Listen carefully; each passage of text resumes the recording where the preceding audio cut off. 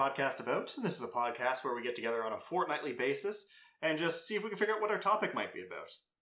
Today, my name is Keith Ramsey, and as always, I am joined by Peter Ackroyd. Howdy! And Matthew Grace. Hello.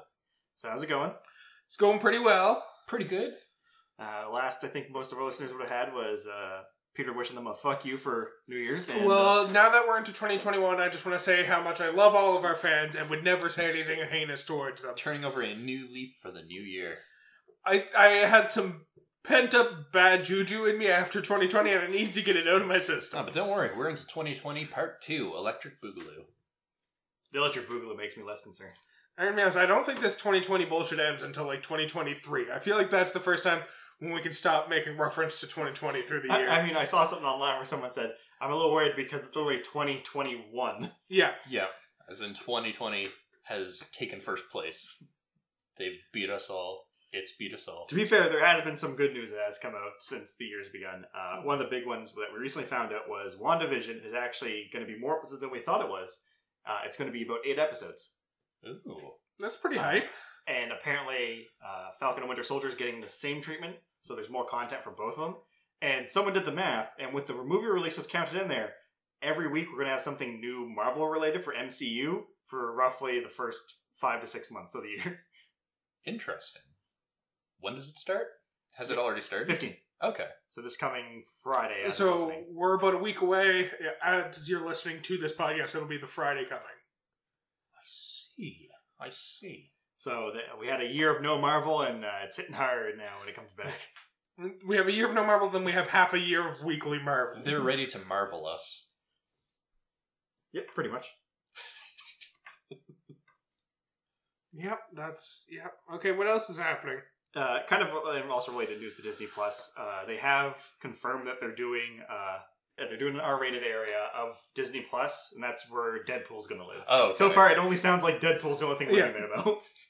So I guess it's the Deadpool corner of Disney Plus. Oh, they're just going to do that thing where Deadpool just reads you essentially other stories, and it's just a whole bunch of Disney classics starring Deadpool working himself into stories. And then, or he decides to narrate some old classic. Yeah, and we are going to be getting Deadpool 3 that's been confirmed. It's going to be the first new movie uploaded there, apparently. I still have to watch Deadpool 2. You should get on that, Matt. Come on, Matt. We have a podcast where we talk about pop culture things. You should be up to date on Deadpool. Specifically Deadpool.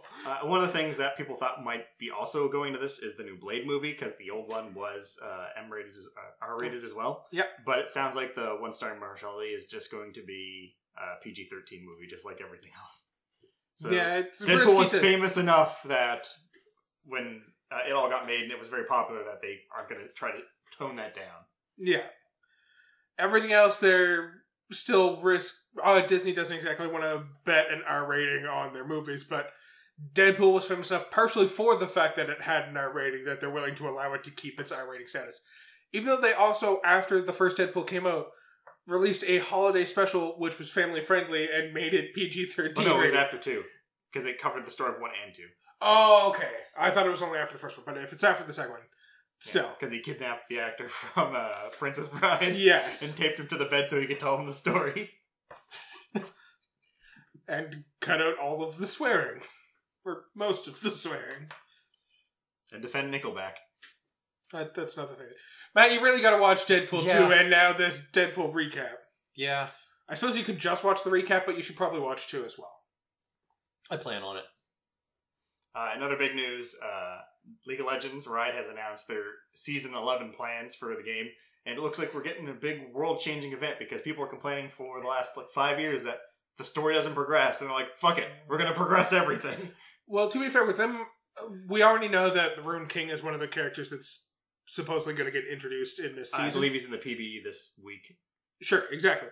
So it would make sense that with that big of a character who has that big of an impact on the lore, you'd kind of want to update the story to introduce him into the world. So, and they even said the next 3 characters are going to be tied to this storyline going on with the Rune King and all that. So it's a big enough character and a big enough story that it makes sense that they would have a whole event tied around him that would progress the plot after he's introduced. Yeah. So I'm looking forward to that. I've been into League of Legends for 6 months. Oh god, it's been like 6 months now. And I'd say I'm at the point where I have a comfortable enough understanding that hopefully the event means stuff to me.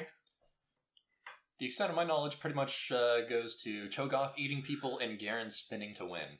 Well, good news. That's what the event's going to be entirely about. It's a dance competition starring Garen and Cho'Gath eating people, but not in the violent way, more so in the bedroom way. Like the Gentleman Cho'Gath. I was going to say Gentleman Cho'Gath.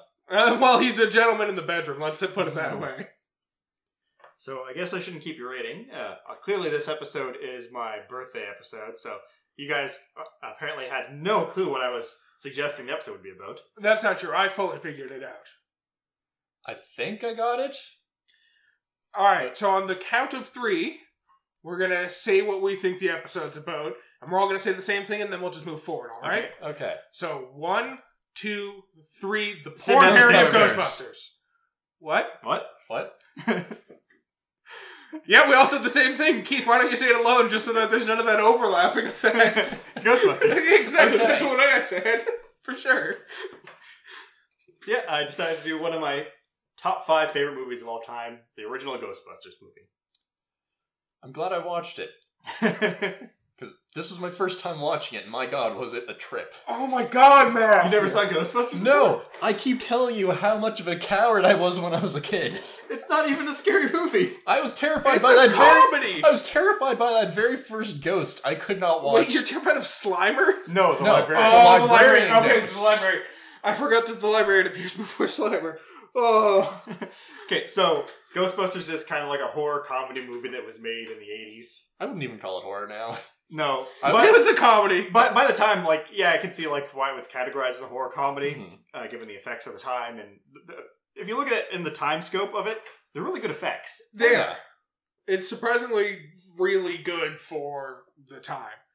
I think one of the things that I find really amusing about the movie is that the effects were so good for the time that, when characters in the movies talk about how it's clearly special effects that are causing ghosts to appear and there aren't actually ghosts, it's one of those things this was cutting edge in movie theaters and you think they could reproduce that good of effects in the real world at that time? Fuck you! Although as the movie viewer, it does kind of draw attention to it. It's yeah. So the movie Ghostbusters, we're following 3 scientists and later just another person who they go around New York City and hunt ghosts, which become enough of a problem that they need Ghostbusters, but were never a problem beforehand that they needed Ghostbusters. Yeah. Or anyone believed in ghosts. Or believes in ghosts after Ghostbusters. Funny enough. Well, to me it seemed like when it started out, 2 of the scientists in their little group believed in ghosts and were hunting ghosts, but the third one didn't. Yeah, so Stantz and Spengler, I believe that Venkmen, who is kind of, I guess, the main character for the most part, is a psychologist.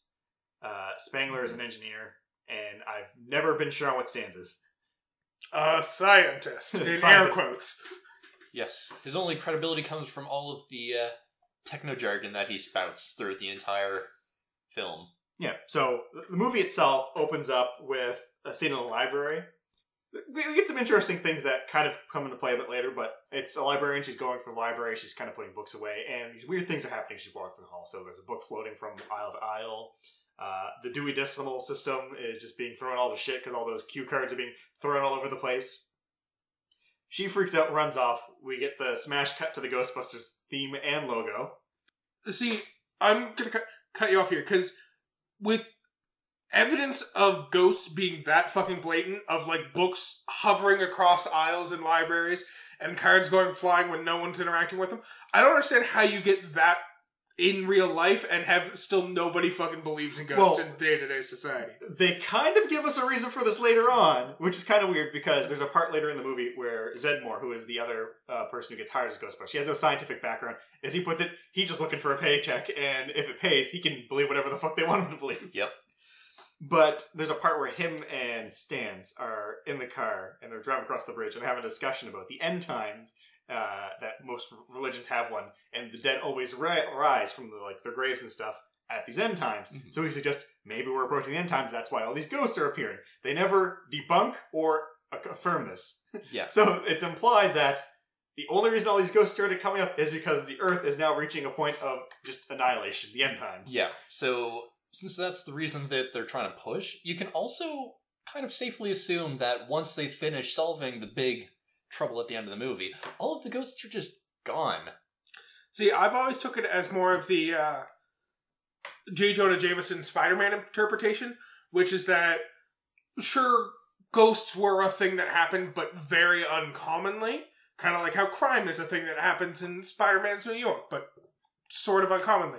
But the existence of the Ghostbusters and them actively busting ghosts causes more ghosts to come out because of the imbalance created through the busting of ghosts. And so that creates some fucking scientific imbalance and them creating portals to hell that they shove ghosts inside of, even though it's not portals to hell, it's energy entrapment fields. But it's kind of portals to hell. I feel like that always, their actions indirectly caused more ghosts to come out. It has always been my interpretation of the events, even though it's definitely only mine and not an accepted excuse. I mean, because I mainly want to focus on the first Ghostbusters movie for this, but the funny thing about that is we get Ghostbusters 2, which it's not the end times for that one, but the ghosts are still around in full flame. But everyone forgot about ghosts, apparently, between the first and the second movie. To the part where the Ghostbusters are out of business because no one believes in ghosts and won't hire them. That's where Ghostbusters 2 starts. But literally a few years, was it even a few years earlier? I thought it was like a year after. It's like a year. Yeah, a year earlier, a giant marshmallow man walked through the streets destroying traffic, and no one believes in ghosts. And your first thought at seeing a giant physical marshmallow man would not be ghost. It would be a giant physical ghost marshmallow. I'm pretty sure there's also swirling ghosts throughout the sky during that happening. But the other thing is, we also get the kind of spiritual successor to the Ghostbusters trilogy, which is the Ghostbusters video game, which a lot of the cast kind of said, like, that finishes off the Ghostbusters story because they never could make the third movie. Yeah. And that one also has the same problem where there's still Ghostbusters, but no one fucking believes in ghosts, and Walter Peck's still doing his thing. Yep. But they do, in the movie, they do a much better, not the movie, the game, they do a much better job of kind of wrapping up the whole Ghostbusters story and kind of explaining what's going on with the ghosts. But in this movie specifically, we get that smash cut with the Ghostbusters logo and music, and then we get a cut to the introduction of one of the main characters, but arguably he's kind of the main character of the whole movie. Venkmen is doing a psi test with two students. This is played by Bill Murray. Yep. And in this one, he's doing shock therapy to test if it brings out psychic powers. But we also kind of figure out that Venkman is very much the non-believer of the group and very sarcastic. In fact, when they find out ghosts are real, his immediate thought is, let's monetize this. Yep. Which really raises this question. If he is that much of a skeptic, why the fuck is he shocking students? I don't think he actually believed he could create extrasensory powers. I very much, like, even when I was younger watching this movie, I very much got the idea that he was just shocking that guy for the fun of it. Like, there was no other purpose. Yeah. 100% he was not trying to bring out special powers. He was just shocking the kid. Yeah, he was zapping that guy just because he could, and then the girl, he was not zapping her because he was trying to, like, impress her to, like, I guess, do unteacherly things. Yes. It was a different time. Yeah. People just wanted to have sex with their students. Yeah. Think back to Indiana Jones. It's a whole thing. The best punchline for this whole joke, though, is that the final card he pulls up and gets the guy to guess it. And he's like, oh, no, some swiggly lines out. It's correct. He's like, you're just having a good day. And he zaps him anyways. Yeah. That alone is like, I'm pretty sure he was just doing it, like, regardless. He just wanted to zap that guy. Yeah, absolutely. And then, like, he spins it like, oh, don't worry about him. He's just jealous of your powers. And then, obviously, Stance comes in. It's like, we found a ghost. We need you. You can come down to the library with us. We're going to do some testing to see if we can confirm all of our stuff. And he turns to the girl. It's like, can you come back in the evening? I'm thinking more around. She's like, 4:30. He's like, I was going to say 4:30. Yeah. Yeah, so we definitely learn that his character is one that goes after the women at all times. Yeah, he doesn't really care about anything else. He wants money, women, and to be lazy as much as he can. Yeah.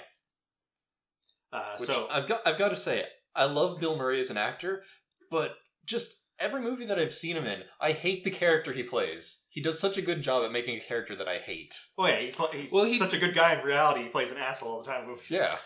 Well, he oftentimes, not always, but oftentimes he plays an asshole in the movie specifically so that his character has room to grow and become non-asshole by the end of the movie. I shouldn't say hate, because most of the time it's just incredibly annoyed. Yeah. That I'm feeling. You look at him and say, what an asshole. Yeah. Yeah. Because he's an asshole. And obviously I said Ray ends up entering the room and telling them they have to go, so they end up taking off to the library. That's where we're introduced to Spangler, who is making weird sounds and like just scanning the room. Yep. So Spangler is kind of like, I guess, funny enough, the nerd of the group. Yeah, he's very straight-laced and serious all the time. But in a very comical way. Yes. Like, he's got that air of weirdness to him. Like, there's even the line later on where they're like, yeah, so there's a scene later with him and Janine, the secretary. And she's like, just, talking about a bunch of stuff. And it's like, what do you like? It's like, I collect spores. I collect spores, mold, and fungus. So they end up exploring the library. This is where we get more of Venkmen not really being like, too serious about things. Like, you just ask her questions like, is your family have any sign of like psychosis in the past and stuff like that? Yeah. It's like, have you done any drugs? So this is where we get probably the first big joke that I actually like. I remember in this movie that I just kind of like burst out laughing in, is they go back into the library, they see, the spectral goop and all that stuff, and he's like, gathering it. But they round the corner, and there's the ghost librarian, she's just kind of reading. So they decide someone has to go talk to him, they send off Venkmen. Before that, there's just one little line that Ray Stantz says that just threw me completely off, or caught me completely off guard. She's like, listen, do you smell that? I'm like, wait, what? I just could not forget that for the rest of the movie. Listen with your nose, Matthew, please.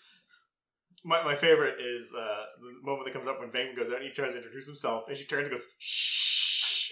And I just lost it laughing. Because, like, you expect, like, something spooky from the ghost that, but just, like, for it to react in, like, the most common way that you'd expect any librarian to. And so Venkman's just like, okay, just slowly backs up and goes back around the corner. Which, this is where the thing gets kind of weird on it, because the opening scene of the librarian ghost is her just trashing the library. Like, yeah, she's putting books away, but, the Dewey Decimal cards, she's just kind of, like, throwing all over the goddamn place. And she slimed them as well. But her first reaction to these people coming in is shushing them. Well, we don't know her story. Maybe she was around when the Dewey Decimal System was first invented, and she had a severe disagreement with whoever came up with She the really system. hated Dewey specifically. Or she was specifically one of those librarians who believes that certain books are important and certain books don't belong in a library. And she's just like, no, get this trash out of my library. This shit doesn't belong in my fucking... Or she was just sorting them alphabetically. She was doing her work in her way. That's all we know. Yeah. And it doesn't work out, so Venkman goes back and they kind of like argue about who's going to go do whatever. And then Stantz gets sent back out, and that's when the ghost gets angry because they did shh. And they get chased to the library by the ghost, and we never see this ghost again, nor an implication that they went back to catch this ghost. Nope, this is just them now having definitive proof that ghosts are real. Or at least fucking Venkman now has proof. The others already kind of believed. Now, a fun little fact about this one, too. So, it's kind of hard to say if they did go back to get the ghost, but they do, in the video game, go back to catch this ghost. Okay. And the video game takes place after 1 and 2, but as y'all know, 1 ends with all the ghosts getting released. Yeah. So, we don't know if they went back, but we do know that eventually she does end up captured by the Ghostbusters. They're not that scared of her. Yeah. I choose to believe that they do end up catching her. It's just off camera, and they don't feel the need to readdress the library scene. Yeah, just because we do get that sequence of them catching getting ghosts. lots of jobs, catching ghosts all over the place. Yeah. Yeah, so they end up going back to the lab. They are getting fired because they're just all bad at their work. They're getting removed from the university because they're not doing real science. Yeah. This is immediately after they discovered ghosts. Yep. Yep. Well, discovered ghosts are real. Yeah. They have definitive proof that ghosts are real. That ain't real science. Get the fuck out of my school. Yeah. So this is where Venkman has the great idea, well, we're just going to monetize this and become the Ghostbusters. And we get the really cheap... Well, we get kind of like a montage-like moment coming up that starts with them, going. They get the loan by putting a third mortgage on Stan's house. And then we get them buying the fire hall, so the classic Ghostbusters location. And the thing I always love about this, because if you watch the movie very carefully, there's a lot of subtle jokes, too, that are going on in like the background and stuff. And Spangler and Venkman do a lot of communication through body gestures, which is really great if you're paying attention. And in this scene where they're doing the negotiation for the fire hall price, like, they're doing those motions and, like, giving clues to each other, like, communicating. And then the whole negotiation goes out the window because Stans is like, oh, a fire pole swings down it. When can we move in? This place is amazing. Yep. Immediately throws away all the hard work of trying to negotiate. Another good moment we get of this, which is probably, I think, the best moment of them doing this, like, you know, silent speak, is the first ghost that they catch is the Ghostbusters, which is Slimer. But they're there discussing the price of it, and if you pay close attention, you can see that Venkman's doing the talking, but Spangler's giving him numbers. Oh, I missed that. Yeah, so there's a part where he's, like, talking, and then all of a sudden Spangler kind of rubs his neck, and he's holding up 3 fingers while he's doing it, and then he says, 3,000, and then he switches to 1 finger, and he's like, but we have a special discount on this, so it's only going to cost you 1,000. Huh. So the numbers that Spangler's giving the numbers to Venkman as he's talking. Okay. Yeah. They're well coordinated as a team, let's put it that way. On top of this, they end up getting the commercial, and then they do the kind of montage of them doing some Ghostbuster stuff. But they do put some ads out, and that kind of plays into the introduction. We get to Dana and I'm going to mention Lewis. Lewis Tully. Yeah. The most important character in the fucking series. Second movie, maybe. I would say he's important to the entire series. But essentially, Dana's getting home. We see her house. She sees the Ghostbuster ad. But when she's coming in, we get introduced to Lewis, who is a very weird person. The most awkward individual ever. Yeah. But, like, clearly very popular at the same time as we get to some later scenes. Yes. Like, let's not undercut how cool people think Lewis Tully is. Very strangely... Wait, only think? I'm sorry, how cool people realize Lewis Tully is. There we go. Strangely awkwardly aggressive. Yeah.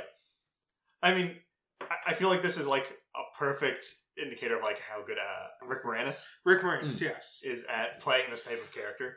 Yeah, like him, not to cut away to other movies, but him in Little Shop of Horrors is a very similar character and equally phenomenal of an actor. Like, he just does this type of character really well. Yeah. He just has the confidence to play, like, super nerdy that isn't, like, shunned from society. He has the confidence to play super unconfident characters. I don't know. I think Lewis is very confident. That's true. He's also a specifically good climber, if you think about it. And how many goddamn times does he get locked out of his apartment? It's true. Every time he opens his door and steps out. Yeah. So we get this... interesting scene here where she's coming back with groceries and she's put them on the counter and we get a ghost encounter with her. The one thing I like is that for when I was younger watching this movie, the Stay Puft Marshmallow Man just kind of felt like he was out of nowhere. But if you do pay attention, again, this is a movie that has a lot of very subtle like hints and stuff in it. Anytime you see marshmallows, it has the Stay Puft logo on it. The Marshmallow Man is through the whole movie. Oh. Yeah, they want Stay Puft Marshmallow Man in the back of your mind for the end of the movie too. Yeah. So when she's putting the stuff on the counter, she puts down a bag of Stay Puft Marshmallows. Her eggs and all that stuff. The eggs start cooking on the counter. Her fridge starts growling. She opens up the door, and then there's the beast that goes, Zool! Very spooky stuff to see in your fridge. Yeah. Kind of fungus you don't want to see. We get the indication that there's something odd going on in this apartment, and because she saw the Ghostbusters ad just a moment ago, she decides to go to them. But only 3 days after, she later mentions when she's talking to them, I've had a ghost encounter, I haven't gone back to my apartment in 3 days. Which is kind of weird, because why didn't she go to them sooner? And what has she done in the meantime? Where has she stayed? I think it's pretty obvious she stayed with Lewis. Yeah. Except for her general demeanor towards Lewis probably precludes that. So before she does go talk to them, we end up getting introduced to 2 very important characters. Is one of them Echo 1? Yeah, one of them is Echo 1. Okay, good. Which is like an ambulance / hearse, which is pretty good. It's an old ambulance that was repurposed into a ghost hunting machine. And the second is Janine, the secretary. Now officially a secretary of the group. Yeah. If we have a really good back and forth, like Janine is such a fun character in this because she takes none of the shit from Venkman. Yeah. Where he's talking about, it's like, we'll do some work, we're paying you for this. He's like, I've quit better jobs for less. So yeah, Dana ends up coming in, has a discussion with him. They kind of work at the details. They do the scans. It's like, oh, she's telling the truth. Well, she thinks she does. So they decide. Even at this point, Venkman's still, I don't know if it's ghosts. I think you're just crazy. Yeah. And then, so they go to her apartment, and he's fiddling around with weird gadgets that Like, he probably just threw together to look professional. Now, I think this scene itself very exemplifies the fact that Venkman's an asshole. Oh, yeah. Like, you get, like, clearly he's, like, doing stuff, but, like, this is just a straight-up full assholeness. Like, there's nothing redeeming about him for this whole goddamn scene. 100%, yeah. Because he immediately goes search in the bedroom. He's like, oh, nothing's happening there. He's like, damn shame. It's like, what? He's very clearly just trying to seduce Sigourney Weaver. Yeah. Not even her character in the movie. Trying to seduce actual Sigourney Weaver. But they go into the kitchen, all stuff, and he does get some funny lines in here too, like where it's like he's checking all this stuff, flips over the egg that's been cooked on the counter. It's like, don't you want to check the fridge? Like, she's really, look at the goddamn fridge. But he's like doing everything he can to not look in the fridge. Yeah, it's like, yeah, I suppose I should. Yeah, and it opens up. It's like, oh my god, what is it? It's like, do you really eat all this stuff? It's like, look at all this junk. But yeah, they end up finding no sign of any ghosts there. He's like, and then this is where, I guess the problem is, like, I like the movie. I understand there's some bad parts in it. And one of the weird things is, it's probably due to the time, but movies were a lot slower, but also had a lot of filler that was kind of unimportant. So they would skip things that they felt weren't important to the movie, but then add things that weren't important at all. And this is one of those things where he just immediately does like a 360. It's like, you know what? I really like you. I'm going to win you over. Yeah, it's one of those kind of forced character growth moments because it's easier for them to just say that there was character growth than to show the character It's growth. like, all of a sudden, I'm in love with you, and I'm gonna make you like me. Despite the fact I have no redeeming qualities, you're gonna want to be with me. And anything I've had before does not indicate that I'm this type of person. So I was like, oh, he's just joking. But he wasn't. Nope. He just completely changed personality, that's all. Yeah. I blame ghosts. Oh no, he didn't change personality, he just all of a sudden decided, I'm gonna love this person. And be a good person, because there's nothing that makes him a good person in this movie. He just decides to be a good person. Yeah. But he's even not that good of a person. No. But he becomes a better person, slightly. I'm choosing to blame ghosts. He got possessed. Exactly, by a decent person. The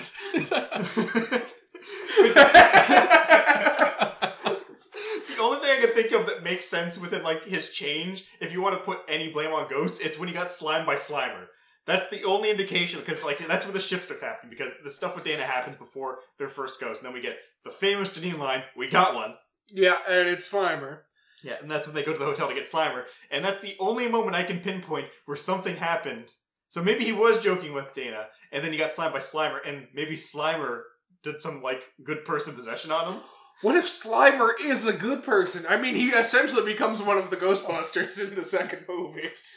Not quite, but he's not an evil dick ghost like the rest of the ghosts. Yeah, he's just incredibly gluttonous. Yeah. Yeah, so they end up getting to the hotel room, or not the room, but the hotel itself, and it's, oh, this ghost has been, you know, haunting the 12th floor, and we need to deal with it. But do it discreetly. Of course. We got the great scene of them getting into the elevator with all their gear, and it's like, oh, what's going on? It's like, cockroach infestation on the 12th floor. Must be a big cockroach. You going up? I'll wait for the next elevator. Yeah, and the best thing is, like, these Ghostbusters are so goddamn jumpy, too, because as soon as they get off the elevator, the cleaning lady comes out of the room with the cart, and they just immediately turn around and blast her. Oh, just God. Incinerating everything on her trolley. Yeah, and she's like losing her shit and like, oh, sorry, thought you were someone else. Which, just imagine that guy did go up with them in that fucking elevator ride, and they blast the fucking cleaning lady. How big does he have to assume that the cockroach is if they mistake a human being for the cockroach? I think that hotel has a few more problems if that's the case. Yeah. Yep. And so then they split up to try to find the ghost on the floor. Yeah, and I guess this is kind of weird that they do this, too. Although we do get a few good moments, because we get Spangler just poking real people. Yes. Yep. So Stance is the first one that ends up encountering Slimer. He sees him gorging himself on leftover food. Misses completely and just fries the wall. Yep. They do that a lot. This is where we start to realize that the power packs are not as easy to aim as we once thought. Actually, we did go over one thing. The part in the elevator that is kind of mentioned, where they're talking about the power packs. How it's like they're like nuclear reactors, essentially, the proton packs. Yeah. And so when Spangler's like, Spangler, you turn me on, and he turns him on, and he immediately backs up to the opposite side of the building. Both Venkmen and Spangler just back as far away as possible. Yeah. I guess I should also mention that the guy playing Spangler is also one of the writers for this as well. Okay. Yeah, I think that's an important thing. Harold Ramis? Yeah, Harold Ramis. He was probably one of my favorite characters. Oh, yeah, Spangler's great. I feel like, even though Venkman's kind of like the main character, sadly, Stance and Zedmore aren't really that big to the plot of it. They just kind of do things. And then Spangler's kind of like the heart of it. Like, I think he kind of embodies the idea of Ghostbusters. Yeah. Now that we've talked about a couple of the actors, I would be remiss if we didn't mention Dan Ackroyd, who plays Stance, who it has come out in recent years, or not that recent, but like in the past decade, it has come out that he fully 100% believes that ghosts actually are real, and a lot of the scenes that happen in Ghostbusters are based on his actual beliefs of how ghosts actually behave. Like, if you'll remember, there's the montage later on where they're busting ghosts across the country, and there's one where he's dressed as, like, a Civil War general sleeping in a bed. Okay, so I know this. I have to correct a few things, though. In the movie, it's a dream sequence. In the movie, it's a dream sequence. But it was supposed to be an actual scene. It was initially shot as an actual scene. It ends up as a dream sequence. But Dan Aykroyd has done an interview where he talks about how he believes that ghosts performing sexual acts on human beings is a real thing that actually happens and is well documented. And that is why he felt the need to shoot it as a real scene. Yes. But got talked down by the other people into making it a dream sequence. I like the characters he plays, but the person himself is Dan very... Aykroyd is made very clear that he's gone crazy in recent years. Yes. He is insane. Also, he's constantly saying Ghostbusters 3 is happening. Always, clockwork. Like, give it once every year, he at least says, Ghostbusters 3. I got a script ready. Which, I mean, thank God we're getting Ghostbusters Afterlife sometime 2021, I believe, just to, put that whole fucking discussion to bed. Yeah, that one, because Afterlife is supposed to be a soft reboot where it's in the same world but not the same characters we're following. Yeah, Allegedly. So the events of the first two movies did happen in this world, but we're following completely different characters. And from the trail, it looks like everyone fucking forgot about ghosts again. Yeah. But it also, from what I've seen of casting, all of the same characters are at least making appearances in this one. And not like they did in the 2016 Ghostbusters, where they're just ghost debunkers or shit like that. There are actual, Yeah, because Dan Aykroyd was a cab driver. Zedmore... I can't remember what Zedmore was in the movie. I feel like he was just a guy on the street. Or no, he was... He was an engineer, wasn't he? Yeah, because he doesn't say that I'm not afraid of no ghosts or something like that. Wasn't he the uncle of one of the, new Ghostbusters who helped them get set up in their place or something? I don't know. I don't fucking know. Regardless. Of course, one of the best casting ideas of the cameo was they had Bill Murray pretty much playing the Walter Peck of the movie. Yeah. And then Harold Ramis was sadly dead at this time, so he was just a bust. Yeah. But from what I am hearing, at least of this upcoming one for 2021 Afterlife, they do have Bill Murray playing Venkmen and Dan Aykroyd playing Stance and Ernie Hudson playing Zedmore again, so...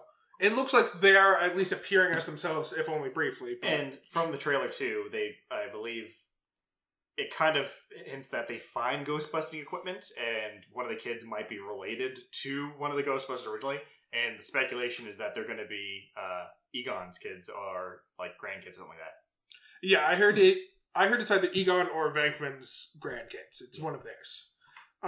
Regardless, we don't need to talk about that. We're talking about Ghostbusters. This is just to say that Dan Aykroyd can stop talking about Ghostbusters 3. It is fucking happening. He's always talking about Ghostbusters 3. It's never happened. I'm starting to think it doesn't exist. Yeah. The game happened. That's what we're accepting. But yeah, they end up getting the ghost. As we mentioned before, they have the negotiation for the cost. During this fight, though, both Stance and Venkman get slimed. Yep. Mm-hmm. And then they end up chasing it to the ballroom on the first floor. And then we start to realize they don't really care about, destruction of property. Damage or anything, no. Because one of the best things is they're just fucking destroying this ballroom that needs to be used in 30 minutes. Yeah. Venkman's like, I've always wanted to try this, and tries the old tablecloth pulling out from underneath. To be fair, nothing fell off the table. Nothing fell off the table, but only the flower vase stayed upright. Yeah. It kind of worked. But they end up catching the ghost. We learn a bunch of important rules about the power packs, which is don't cross the streams because it causes a reverse nuclear explosion of some sort. All life will apparently come to an end. It's a bad idea. Let's just leave it at that. Yeah. Also, apparently you're not supposed to look into the ghost trap when it's active, which Stance fucking does. Yep. It's portal to hell. Trust me, you don't want to look into the portal to hell. Although... Nothing appeared to happen to him when he looked into it. Yeah. That's because he already had no soul. And then obviously they catch it, they negotiate with the hotel owner for the cost, and then that's where we start getting the montage of the Ghostbusters actually doing stuff. Yeah. Yeah. I do like, though, that including the ghost blowjob. Yeah. The hotel manager asked for them to come discreetly, and then they just roll up to the hotel, just sirens blazing. Yeah, because they are using an old ambulance. Yep. So this is where the movie kind of starts taking like the focus on the relationship with Venkmen and Dana, where he ends up going to her place of work and it's like just starts making fun of the guy. Yep. Mm-hmm. Once again, kind of an asshole, even though he's supposedly not an asshole anymore. But the thing I like here too is because when the guy asks who that was after like he gets up like, oh, we'll go on one date with me, we'll talk about stuff and like, you know, solve your ghost problem, because I found out about Gozer and kind of setting the things for later on in the movie. It's like, oh, Gozer's this old Mesopotamian guy. He's not. Gozer's not real. But they end up finding the details and he wants to discuss with her, but over dinner, she ends up agreeing. When she's leaving, he's like, well, who is that? And he's like, oh, he's just a scientist. But then later on, when she's talking to her mother on the phone, arguably the person you'd want to, like, you know... impress the most. Yeah. He's like, oh, who are you dating? Oh, no, he's one of the Ghostbusters. It's like, what? You know, like the one you've seen on TV? Yeah. To be fair, I'd be more impressed if my daughter was dating a Ghostbuster than if she was dating a scientist. Scientists don't get paid the big bucks. But it's just like, why is it like her coworker is like, oh, he's a scientist. I don't want you to think any less of me. But so I was like, yeah, fuck it, it's Ghostbuster. I guess fuck her coworkers. They're the ones she has to speak with on a daily basis. And this is where we end up getting the concept of ghost jail. Yep. Mm-hmm. Whatever fuse box it is that they store them in. Here's the thing, because they explain that it's like a laser grid that holds the ghosts in place. But they never really go into details of what that entails. No. And all we know is that if it gets shut off, it's very bad. I think we do get to see inside of it in the Ghostbusters animated series, but I don't know if I'm counting that as canon for these movies. But it's not a good place inside the Ghostbuster animated series, I'll tell you that much. It also doesn't look like a laser field inside of the Ghostbusters animated series. Yeah, it's just science mumbo-jumbo, that's what it is. Anything that Spangler talks about, it's science mumbo-jumbo. Yeah, and then we get the classic Twinkie discussion. I don't remember the Twinkie discussion. It's like, now, imagine this Twinkie is the usual amount of ghost activity. Now imagine this Twinkie being, like, 12 meters long and weighing, like, 32 pounds. That's what ghost activity is at now. Right, okay, I understand now. So yeah, he's trying to explain to Zedmore what's going on, like, with the increasing ghost activity. That's how he explains it to him. And then later on, Venkman shows up. He's like, how's it going? He's like, ask him about the Twinkie. Oh, God. I'm going to tell him about the Twinkie. And this is where we kind of get our antagonist introduced to the story. So, we get the EPA representative, Walter Peck. And I'm just going to say right now, when I was younger, Walter Peck, I was like, why is he doing this? He's an asshole. But as I get older, Walter Peck was right. Oh, yeah, no, it's absolutely unregulated scientific shit that they have no idea how it works. Now, or to be what fair, its effect on the what I will say is, Walter Peck is still an asshole. He's a right asshole. But he definitely went about it the wrong way. Yeah, he's absolutely right about what he's saying. He's absolutely wrong about how he says it. Yeah, and really the only reason there's a conflict with the mayor and the EPA is because Venkman was an asshole again. Yeah. I'm starting to think Venkman's the actual antagonist of this. He pretty much is when you think about it, because he didn't let Mr. Peck examine their storage device. Yeah. So just talking about it, in the beginning of the movie, when they get fired, it's implied by the dean of the university that Venkman is the main reason they're all getting fired. Mm. Also, at the same time, we get this situation where Walter Peck is like, I just want to inspect the thing. And he's like, no. And all that. Okay, theory for you guys. The student who got shocked by Venkman went to the dean to complain, and that's why they're all getting fired, is he was originally just coming to fire Venkman, but Venkman brings up this bullshit about how they're all working together with Gus. He's like, fuck it, you're all fired. I gotta get rid of Venkman, you're all fired. I like that. Yeah. I have to get rid of any reason he would come back to this location. Yeah. Fucking Venkman. Yeah, and he gives them all like, oh, can I see your storage device? And it's like, you didn't say the magic word. What's the magic word? Please. He's like, can I please see it? No. Yeah, Venkman's just a real stick in the mud. It's like, well, fine, I'll come back with a warrant, and if you stop me, I'll have you arrested. Yeah, and he's all the thing about, like, I'm going to sue you for, like, wrongful prosecution, blah, blah, blah. Which, I don't think you can sue that, because I think a warrant doesn't, like... No. Yeah, it's just a warrant. Well, also, the act of getting a warrant, you have to prove that it's not wrongful prosecution to get the warrant in the first place. Kind of precludes the ability to sue over that. Yeah. And he's, a government agent for the EPA requesting to see a device that could be dangerous to the environment. He is completely in the right. He just goes about it the wrong way. Which, I guess, is there ghost waste? Is that addressed at all? It's never addressed. But also, yeah, there's probably ghost waste based on how things work. Well, okay, we get the slime all the time. We get the slime, we get the leftover marshmallow from the Marshmallow Puff Man. But we don't know what effects that kind of slime has on the environment. They never address that. And I think in later movies, they also get slime from ghosts that are specifically in the prison. They do. And to address yours, we do have evidence of what happens when slime interacts with the environment. Everyone forgets about ghosts. Everyone forgets about ghosts, and Venkmen becomes a better person. Oh, right. So should we assume that ghost slime just has like a docile effect on people? Is that what's going on? People who have bad memories of ghosts repress that shit. And Venkmen, who probably has some trauma from his childhood that makes him the way he is, represses that shit and becomes a better person. Small amendment to that. Specific slime, most slime makes you docile. There are slime that make you angry. That's true. There is definitely some angry slime out there.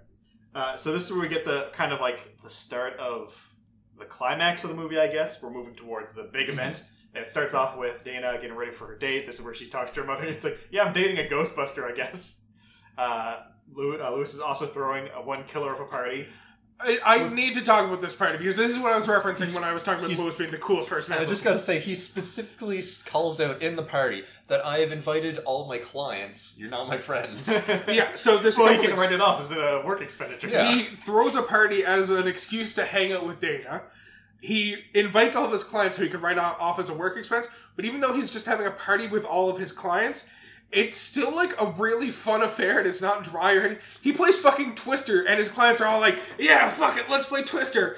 And let's not forget the fucking hot blonde who's in his apartment who is all about him. He was bored until he's like, no, let's dance. She's like, okay, I'll stay and dance. Now, I also want to praise Lewis for how great he is, because clearly his motivation through most of this movie is he's trying to get with Dana.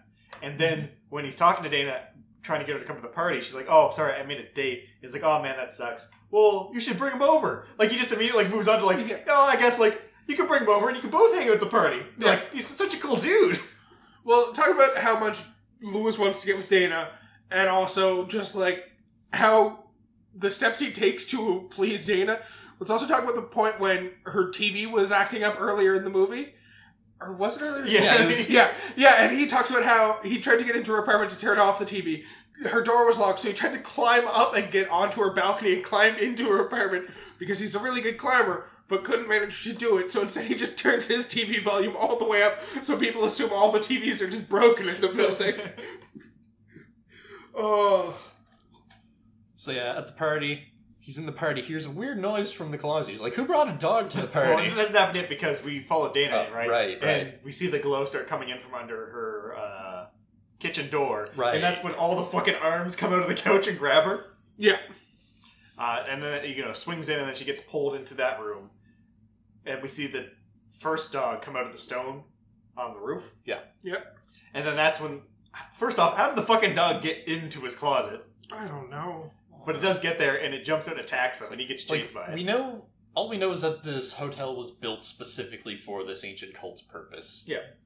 So the dog ends up jumping out and specifically chooses Lewis for some reason, so it chases him. Which leads to one of the best lines in the series. I want to talk about the second movie again for a second. Which is when the Ghostbusters are on trial and Lewis is defending them. And he has the line of, I was a dog for a little while there, but I'm not mad about them because they saved me and brought me being a human again. Which is such a ridiculous line to say in court. And it's why Lewis is the best. I also like when he was running from the dog through the park, and he gets to that high-class, fancy meal. Everyone just looks at him and they're like, okay. And just go back to their business as he gets eaten by this dog.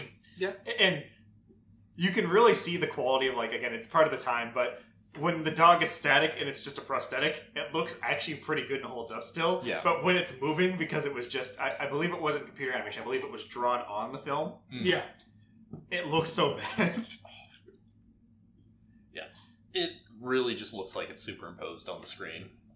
Well, it's the classic animation of the time was hand-drawn stills put over top of the frame. Yeah. And, like, they'd look a lot better if they could get the lighting right on the drawing. But that's always the difficult part. Yeah, that's really difficult to do. But yeah, I don't judge it for that. Like, it's just something I enjoy. And the movie, where it's a comedy, it works still. Yes. Oh, absolutely, yeah. And then this is where we find out that Dana has become the gatekeeper and Lewis has become the keymaster. And Keymaster Lewis is just kind of going around warning a horse about the coming doom. And telling people that they're going to burn in hellfire as he runs off. He's telling that to people, and then he whispers to the horse before he goes off to the hotel. It's like, get ready. You'll be free soon. Yeah. Fucking Keymaster. I think she's Rick Moranis, honestly. Yeah, I feel like none of that was scripted. It was just like, alright, Rick Moranis, you have fun with it. You're the Keymaster now, and that's what he fucking came up with. The best part about this, too, is the police arrest him at some point, and they bring him back to their Ghostbusters. Like, we found this, we don't know what to do. We thought you might want to see it. Well, yeah, he's clearly possessed. Are you the gatekeeper? And then that's mimicked by the fact that so Venkmen shows up at Dana's place and they open the door to he knocks and he sees the damage from what happened. It was like, oh man, they threw a crazy party and some dog got loose. But when he knocks, Dana opens the door and she's got the whole seductive thing going on. It's like, are you the Keymaster? He's like, never heard of him. Should I? And then just slams the door in his face. And then he just knocks again. She opens up. Are you the Keymaster? Well, yes. He actually asked me to meet him here. Yeah. And then she lets him in, tries to do stuff with him. It's like, oh, no, you're clearly possessed. You're not consenting right now, so you just go to sleep. Go to bed right now.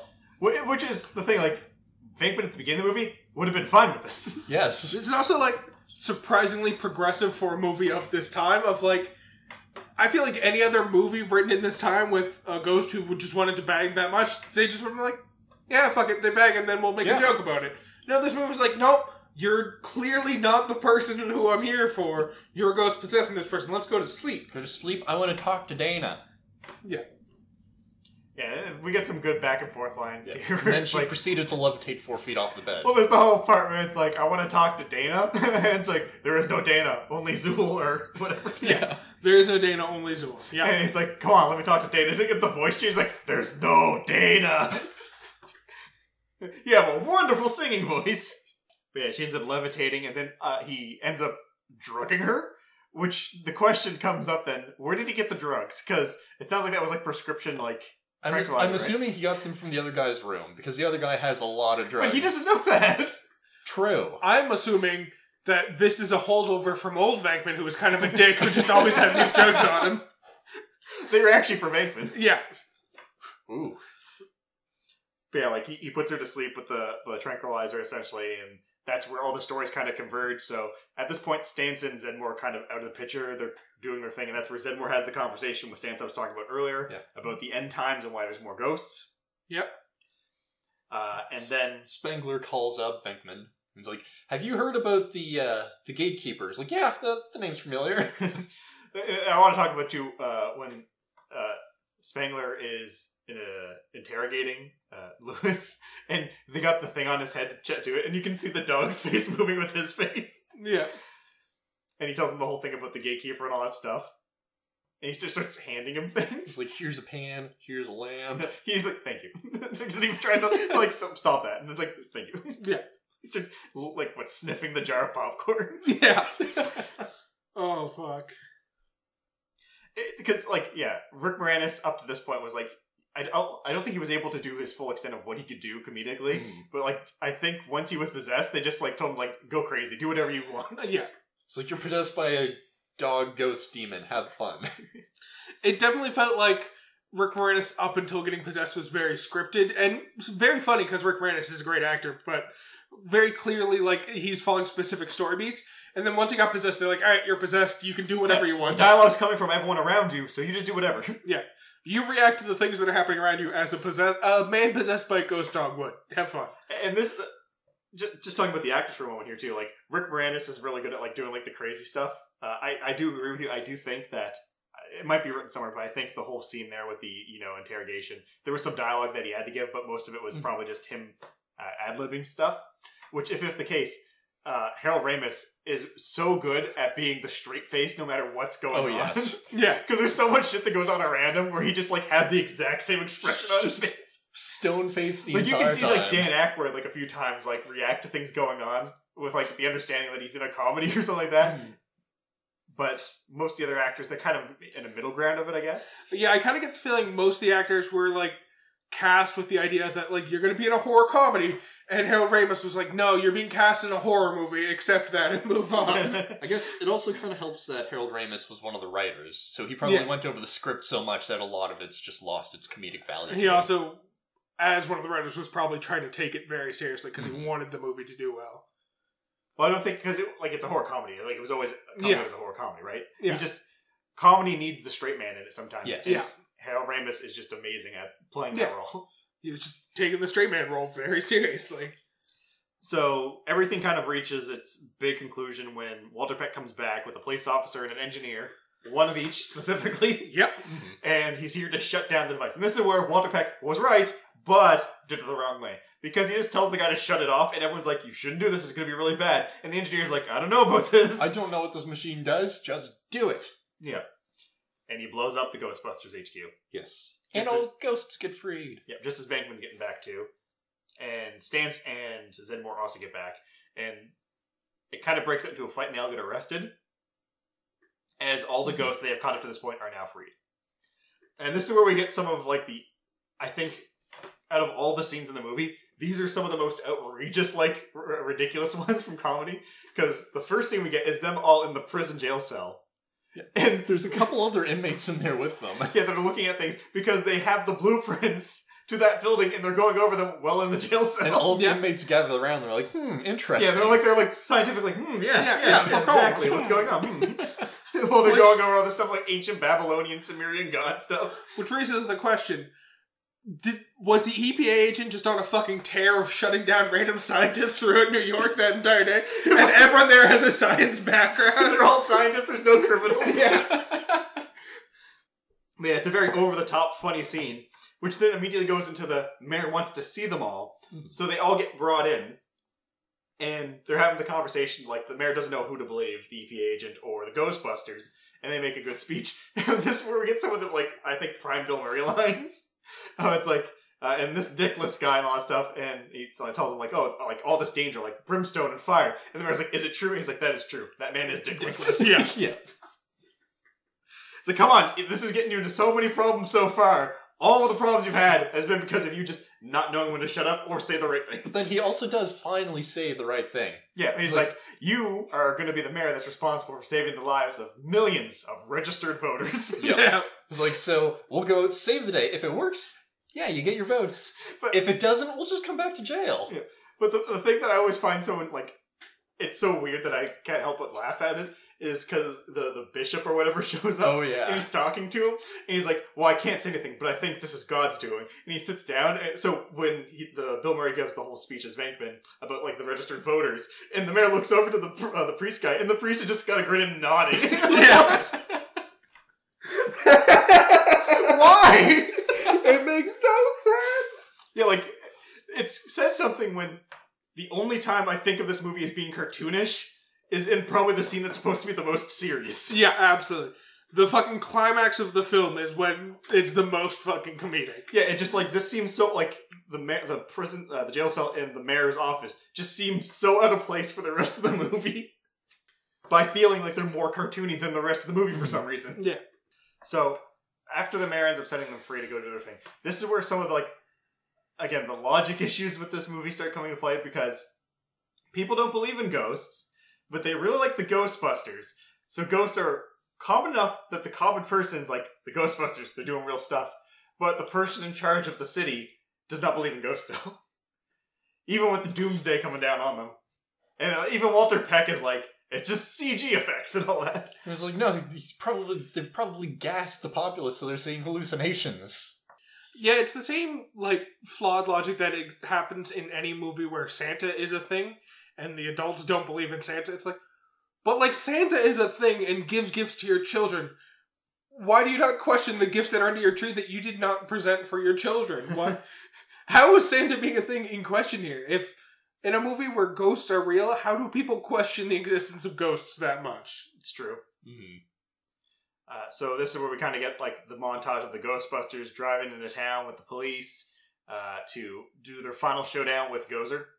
Or they have an idea it's Gozer that's coming, but they don't know that they're facing off with them specifically. But they get there, they all line up, they have like the hero moment. Venkman's just tearing up the crowd. Other question, how did the town know? Well, I guess there's the giant storm cloud. But I was like, how did the town know specifically we should all get here with signs saying we love the Ghostbusters? I don't know.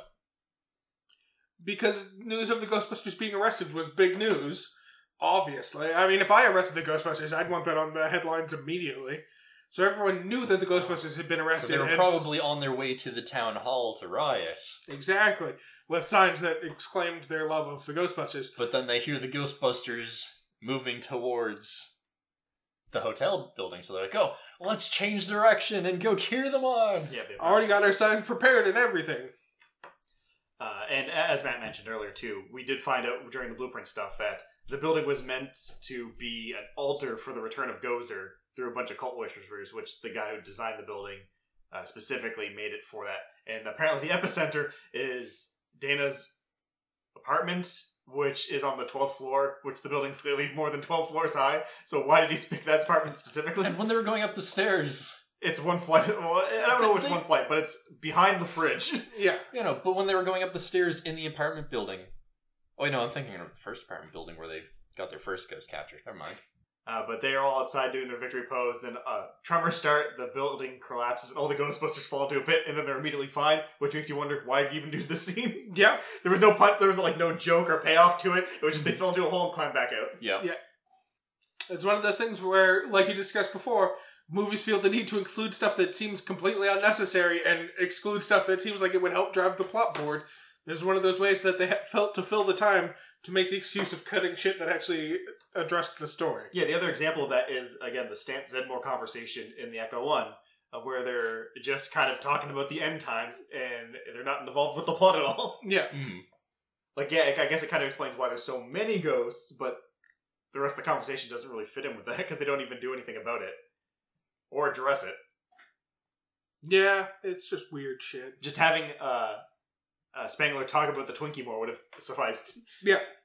Explaining the Twinkie explains everything that's going on in the movie without talking about the end times. In fact, the end times raises more questions because the times don't end, so the end times makes less sense. Because they stop the end times. That's not how end times work, Matthew. I mean, narratively, that's how they tend to work, actually. I disagree. Regardless. But then we get the joke of them climbing the stairs after that huge fanfare outside. They're just getting tired climbing up. They get to Dana's apartment, see that there's a stairway going up. Just like, where does that staircase go? It goes up. Of course it does. So they can then continue their path up to the roof where we're going to have our final showdown. And they meet with Gozer. Yeah, so Dana and Lewis get turned into the dogs again. They go through the gate where we find Gozer, and they have some weird 80s showdown, kind of, for the first part. Yeah. It's pretty punk rock. Yeah. Well, the best part, too, is they, again, one of my favorite lines in the movie is like, go get him, Ray! When they're deciding what to do with the gun. It's like, Ray walks up to talk to them, and goes like, are you a god? He's like, well, no. And then it just zaps him immediately. Yeah. And they all look at Ray and like, God damn it, Ray, when someone asks you if you're a god, you reply with yes! Yeah. Obviously. And they get zapped a bit, they almost fall off the roof. And then we get what I think kind of an iconic Ghostbusters moment, where it's like, grab your stick, heat him up. I think it's heat him up. No, it's because the first one, grab your stick, they pull it up, they go, ho, heat him up, smoke it. When they're starting up their proton packs. Yeah, something like that. Clearly very iconic, yes. I think it's iconic. It probably is. I've only seen the movie once.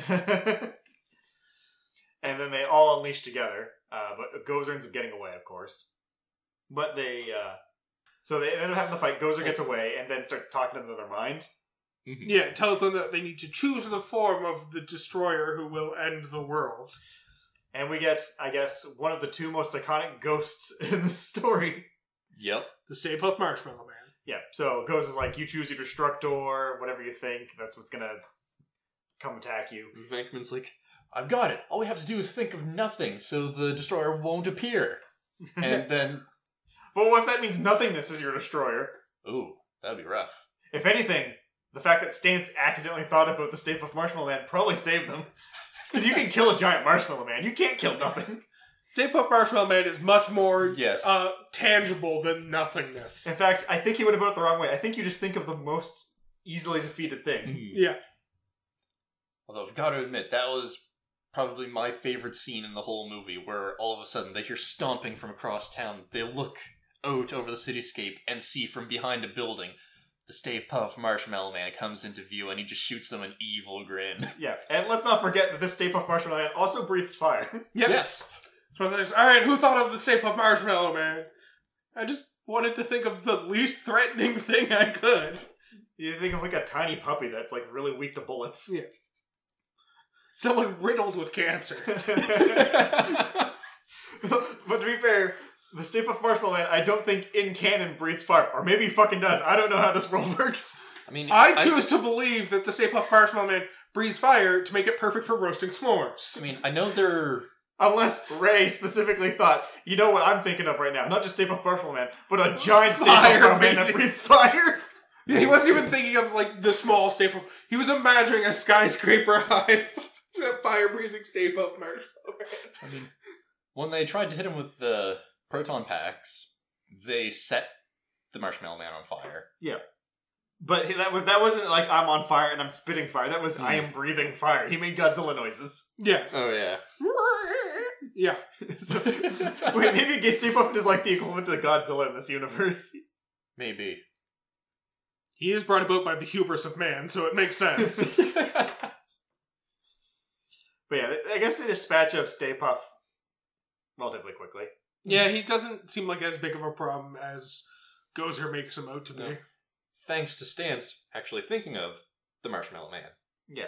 Well, to be fair, I guess they never actually physically defeat the Stay Puft Marshmallow Man, because what the idea they end up getting is they can't defeat the Marshmallow Man. Right, yeah. So they need to close the gate. Yeah, and so they have to do it Gozer. before the Marshmallow Man successfully climbs up the tower to them. Yeah, so what they end up doing is they cross the streams into the gate, creating the destruction of the universe, but only in that universe.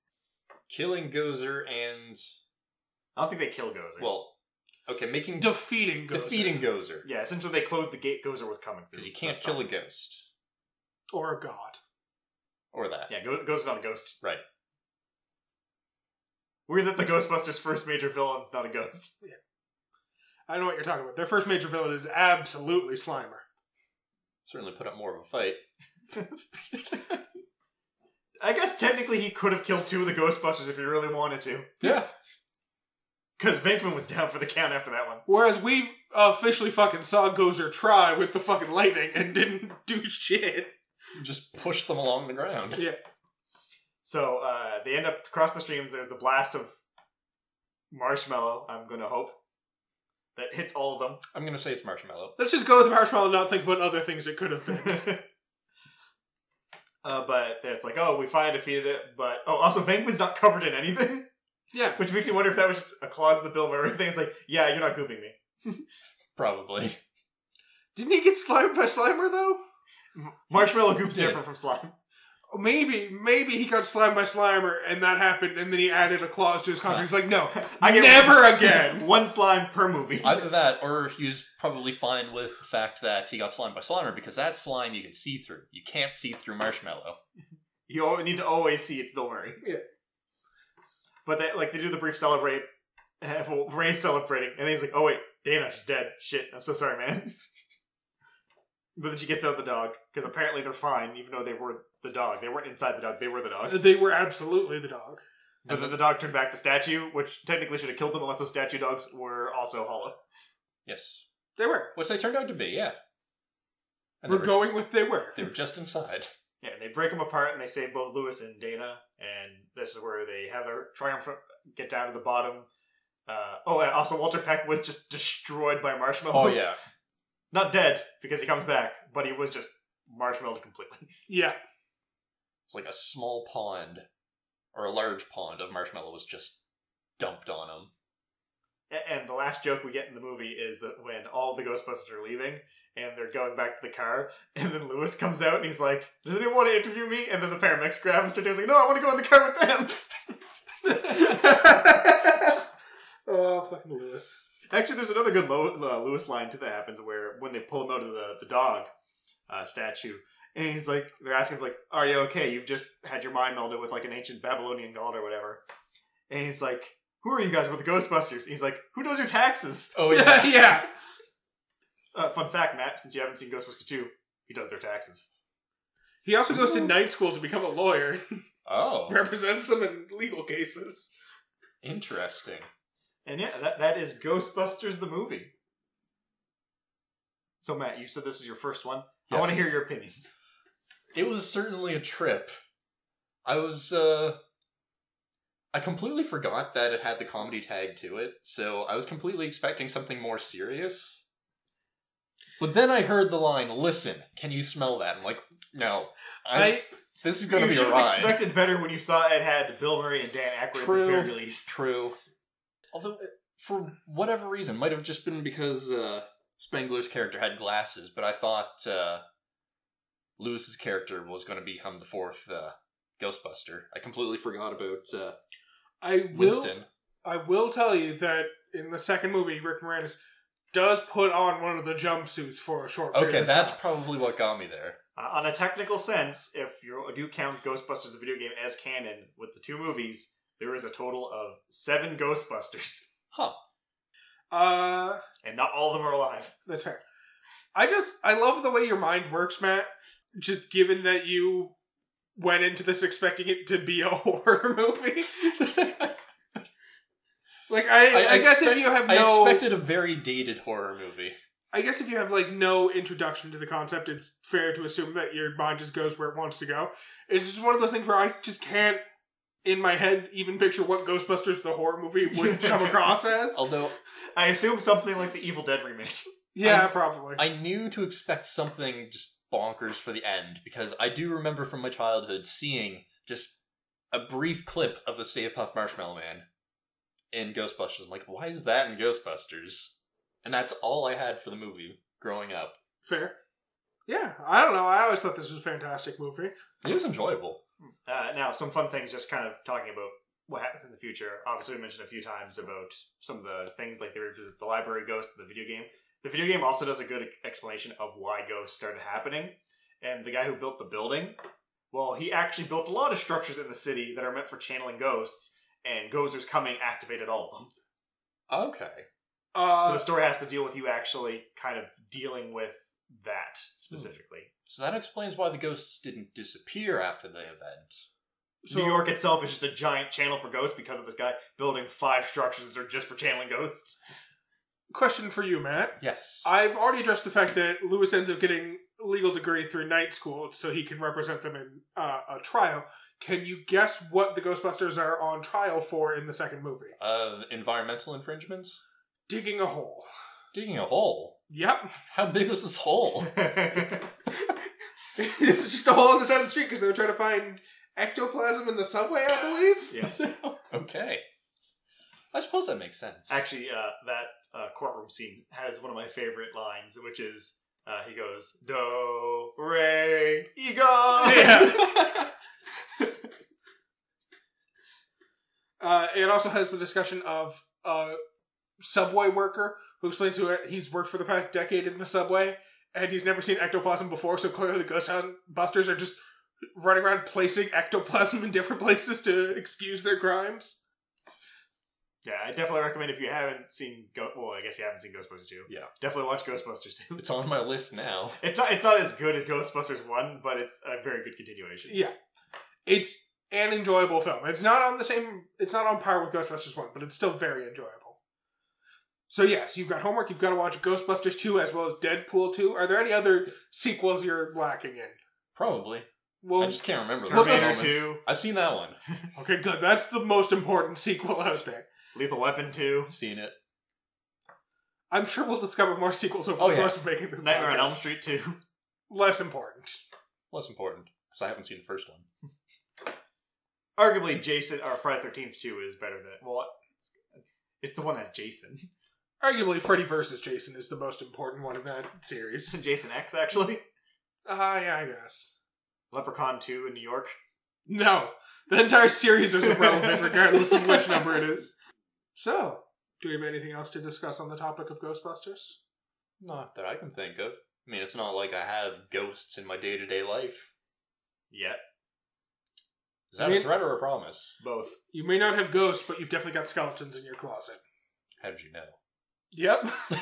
How did you know, Peter? I'm just saying yep, because I don't want to admit to breaking and entering into Matt's home.